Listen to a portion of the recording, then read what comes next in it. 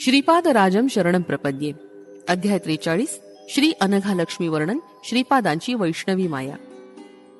श्री भास्कर पंडितांनी रात्रीच्या वेळी आपली आराधना वगैरे संपवून बोलण्यास सुरुवात केली. ते म्हणाले, अहो महोदय, विद्योपासना ही सर्वश्रेष्ठ आहे.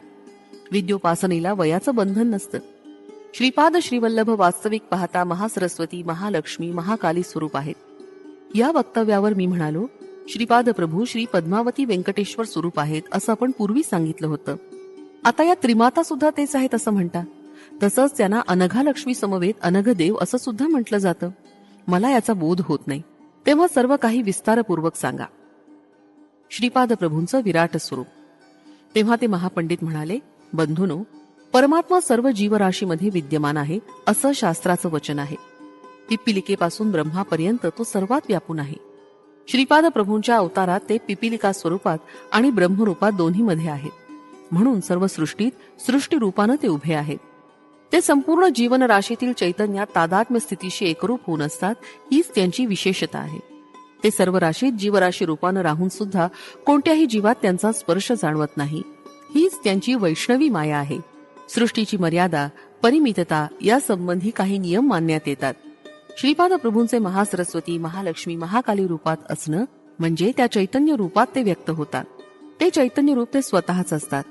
ज्या रूपाची अभिव्यक्ती होते त्या रूपात ते आपल्या योगमायेनं निरंतर तादात्म्य स्थितीत असतात.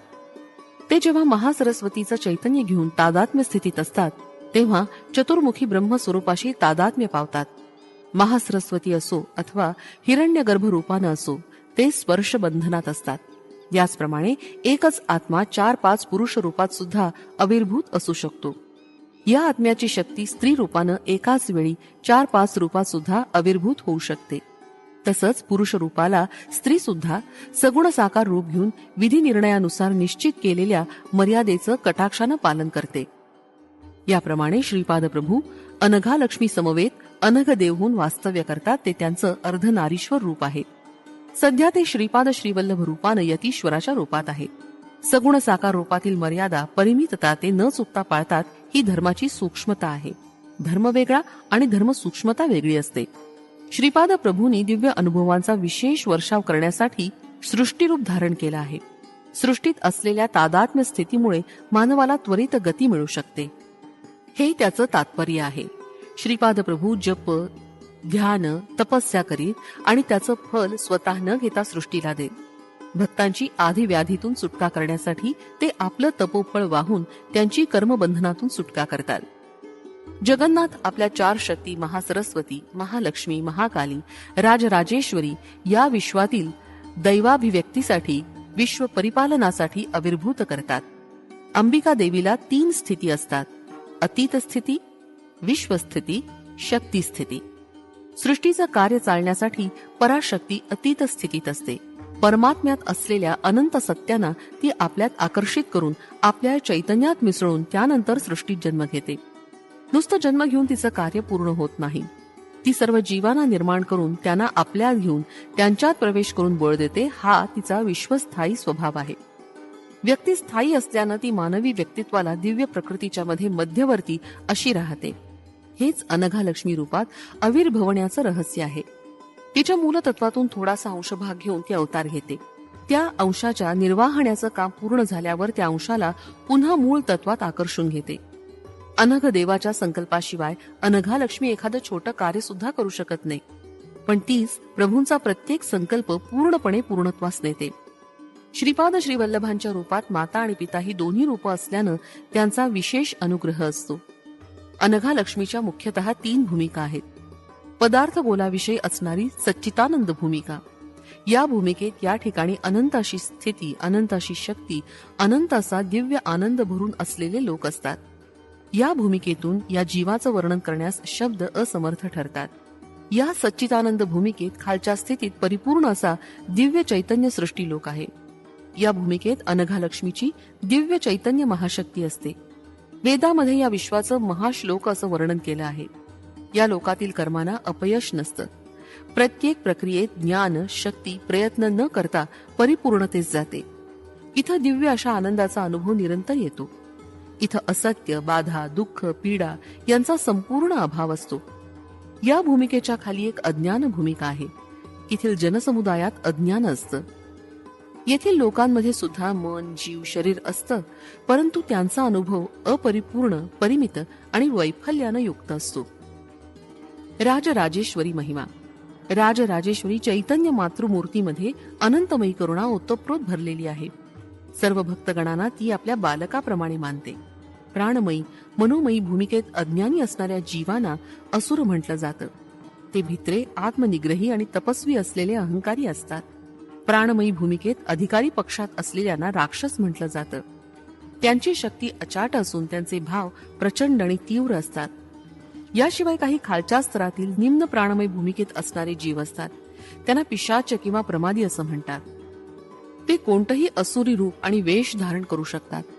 खरं पाहता पिशाचही कोणी व्यक्ती असू शकत नाही. केवळ एखादी इच्छा किंवा दुराशा अपूर्ण राहिली असता ती मनाचं काल्पनिक रूप असते. राक्षसांना बलवंत अशी प्राणमयी स्थिती असते. त्यांना मन असं काही नसतं. जे दिसेल त्यालाच घट्ट पकडून धरण्याचा ते प्रयत्न करतात. काली मातेचं रूप आपणास काळ्या श्याम अशा प्राणमयी स्थितीद्वारा दिसणारं रूप असतं. काली म्हणजे विध्वंसक शक्ती असते. सर्वांना दुःखी कष्टी करून त्यांची छिन्न भिन्न अवस्था करणारी ही अज्ञानी प्रकृती शक्ती आहे. महाकाली ही उन्नत भूमिकेत असते. ती साधारणपणे सुवर्ण रूपात असते. ती राक्षसांना महाभयंकर स्वरूपात दिसते. राजराजेश्वरी विवेकाची प्रतिनिधी आहे, तर महाकाली बलशक्तीची प्रतिनिधी आहे. या मातेमध्ये विनाशाची अफाट शक्ती असते. ही शक्ती प्रकट झाल्यास विनाश आणि संघर्ष करूनच शांत होते. महाकाली ही काली मातेपेक्षा वेगळी देवता आहे. ज्यावेळी साधकाला आपल्या साधनेत विघ्न आल्याचं समजतं, तेव्हा त्यानं आपल्या अंतरंगात असलेल्या महाकाली शक्तीला आवाहन करावं. असुरी, काली, श्यामा, महाकाली इत्यादींचं स्वरूप. काली, श्यामा या आद्य प्राणशक्ती होत. काली ही विध्वंसक शक्ती होय. महाकाली ही सुवर्णवर्ण आणि असुरांना महाभयंकरी अशी आहे. राजराजेश्वरी विवेकाची स्वामिनी, तर महाकाली बलाची स्वामिनी आहे. महालक्ष्मीचं सौंदर्य अप्रतिम असतं. विवेक आणि शक्ती संपूर्णपणे मिळवण्यासाठी सौंदर्य असणं आवश्यक आहे. हे नसल्यास आपल्या प्रयत्नांना पूर्णत्व येत नाही. परंतु काही काही ठिकाणी एखाद्या प्रकारची समतोल अवस्था असते. यावेळी आपणास ती परिपूर्ण वाटते. यापेक्षा थोड्या उन्नत अवस्थेत पोचल्यावर पुन्हा तिथं आपणास नवीन परिस्थिती अनुभवास येते. त्यांना अनुसरून नवीन समतोल स्थिती प्राप्त होते. ही अवस्था आपणास परिपूर्ण वाटते. या अवस्थेची महालक्ष्मी प्रतीक आहे. विवेकामध्ये परिपूर्णता येऊन बल आणि शक्तीमध्ये परिपूर्णता न आल्यास पूर्वसिद्धी अनुकूल नसते. याच कारणानं परिपूर्णता साधण्यासाठी विवेक, बल, सौंदर्य आणि परिपूर्णता या 4 गुणांची आवश्यकता असते. मनुष्याला गूढ असलेलं रहस्य म्हणजे दिव्य सामरस्यपूर्ण सौंदर्य. हे संपूर्ण विश्वाला व्यापून असणारा चिद्विलास आहे. केवळ महालक्ष्मीच्या अनुग्रहानं या विविधतेनं नटलेल्या सृष्टीतील वस्तू, शक्ती आणि जीवजंतू एकात्मतेनं राहतात. या एकात्म स्थितीतच त्यांना आनंदाचा लाभ होतो. ती विविध प्रकारच्या वस्तू, शक्ती आणि जीव यांची लयबद्ध आणि रूपबद्ध वाढ करते. महालक्ष्मी परम प्रेम आणि परम आनंदाची आदी देवता आहे. त्याचप्रमाणे लक्ष्मी ही भौतिक वस्तूंच्या संचयाची प्रतीक आहे. महालक्ष्मी म्हणजे भौतिक वस्तू, जीवशक्ती यांना दिव्यानंदाच्या साम्राज्याकडे वळवून दिव्य जीवनाचा आनंद प्रदान करणारी महाशक्ती आहे. अनघा लक्ष्मीची शक्ती पूर्णतः प्राप्त करण्यासाठी विवेक, बल आणि सौंदर्य याबरोबरच कर्मामध्ये सुद्धा कौशल्य असावं लागतं. वेदामध्ये सरस्वती मातेची प्रशंसा आहे. दशविद्येमध्ये तिला मातंगी म्हणतात. तिची वैखरी वाणी असते. महासरस्वती निराळी असते. दिव्य नैपुण्य आणि आत्मचैतन्य कर्माचं महासरस्वती प्रतीक आहे. या महामातेच्या करुणेनं आणि कृपा प्रसादानं आपली इष्टकर्म पूर्णत्वास जातात. तिनं प्रसादिलेल्या दिव्य ज्ञानामुळे आपली कर्मसिद्धी होण्यासाठी उपयोग होतो. आत्मचैतन्याचा अन्वय कसा करायचा याचं ज्ञान होतं. अनेक शक्तींच्या सामरस्यानं आनंदाची प्राप्ती कशी होते हे कळतं. परिवर्तनता, परिपूर्णता यासारख्या अतिदुर्गम अशा विषयांबद्दल तसंच अतिसूक्ष्म विषयाबद्दलचं ज्ञान महासरस्वतीवर दृढ श्रद्धा ठेवल्यानं आपणास प्राप्त होऊ शकतं. हे श्रोत्यानो, आनंद हा परमेश्वराशी संबंधित विषय आहे. परंतु अत्युच्च आनंद हा योग्यांनाच येणारा अनुभव आहे. निरीच्छ योग्याला मिळणारा हर्ष हाच होय. सर्व जीवांना सुख आपापल्या पूर्व सुकृतानुसार प्राप्त होतं. परंतु प्रत्येक सुखाच्या मागे दुःख हे ठरलेलंच असतं. अनघा देवीच्या व्रताचं दत्त भक्तांकडून आचरण. श्री अनघा देवीचं रूप हे लक्ष्मी देवीचंच प्रतिरूप आहे. तिच्यामध्ये राजराजेश्वरी, महालक्ष्मी, महाकाली या देवतांची लक्षणं ओतप्रोत भरलेली आहेत. श्री अनघा देवीचं एक विष्णुरूपही आहे. त्याच्यात परमेश्वराची, दत्तात्रेयाची लक्षणं परिपूर्ण भरलेली आहेत. यामुळेच अनघा देवीच्या आराधनासमवेत विष्णुरूप अनघाची आराधना केल्यास सर्व फलप्राप्ती होते. अनघाष्टमी हे व्रत दत्तभक्तांना अत्यंत आदरणीय आहे. या व्रताच्या आचरणानं सर्व सुखांची प्राप्ती होते. श्रीपाद प्रभूंची महती, दत्त आराधनेचं महात्म्य. हे श्रोते हो, श्री अनघा देवीच्या समवेत असणारे अनघरूप विष्णू म्हणजे श्री श्रीपाद प्रभूंचा अवतार आहे. हे सर्वसामान्य जनांच्या भौतिक, मानसिक आणि आत्मिक चैतन्याच्या अत्यंत निकट असतात. ते सर्वगामी असून भक्तांच्या हाकेला तत्काळ धावून येतात. ते आपल्या भक्तांची आणि आश्रितांची दुःख नष्ट करून त्यांना सुखाची प्राप्ती करून देतात. दशमहाविद्यांची आराधना केल्यानं मिळणारं फळ केवळ श्रीपादांची किंवा दत्तात्रेयांची आराधना केल्यानं तत्काळ प्राप्त होतं.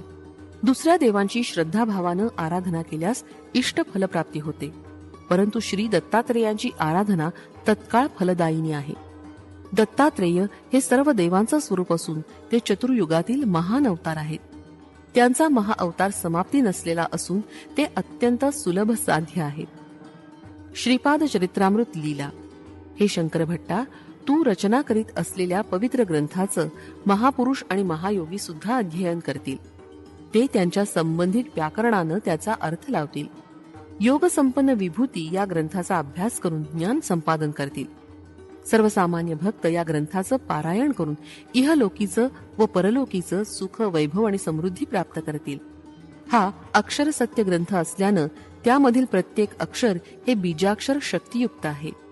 या ग्रंथाचं कोणत्याही भाषेत श्रद्धा भक्तियुक्त अंतःकरणानं पारायण केल्यास इष्ट फलप्राप्ती होते. हा महाग्रंथ त्या महाप्रभूंचं प्रत्यक्ष अक्षर स्वरूप आहे. श्रीपाद श्रीवल्लभांचा जय जयकार असो. फलश्रुती. अष्टैश्वर्य प्राप्तीसाठी